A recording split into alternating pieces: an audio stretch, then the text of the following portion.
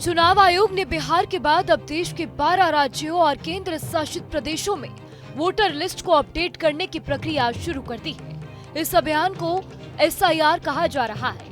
ये प्रक्रिया 28 अक्टूबर से शुरू होकर 7 फरवरी 2026 तक चलेगी। इसका मकसद देश भर में वोटर लिस्ट को साफ सुथरा और सही बनाना है, ताकि कोई भी योग्य मतदाता छूटे नहीं और कोई भी फर्जी या अयोग्य नाम लिस्ट में ना हो।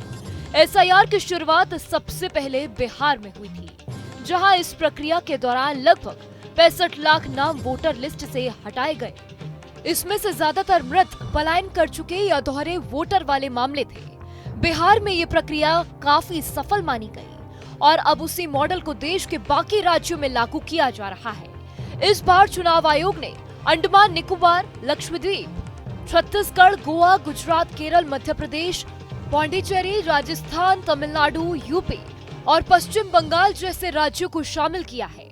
इन राज्यों में कुल लगभग 51 करोड़ मतदाता को कवर किया जाएगा।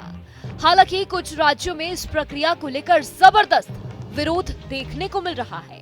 खासकर पश्चिम बंगाल, तमिलनाडु और केरल में विपक्षी दलों का आरोप है कि ये वोटर लिस्ट की सफाई नहीं बल्कि राजनीतिक साजिश है।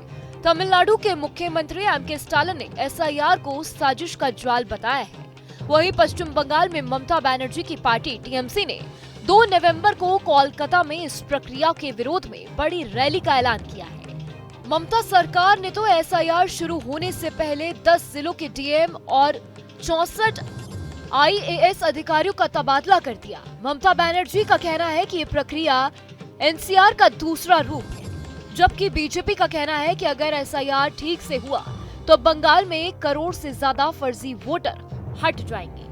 कांग्रेस ने भी इस प्रक्रिया पर सवाल उठाए हैं। कांग्रेस नेता प्रमोद तिवारी ने कहा कि जब मामला सुप्रीम कोर्ट में विचाराधीन है तो इतनी जल्दबाजी क्यों हो रही है। उन्होंने पूछा कि बिहार में अवैध प्रवासियों को लेकर कोई ठोस जानकारी नहीं दी गई और असम जैसे राज्यों में ये प्रक्रिया क्यों नहीं चलाई जा रही है।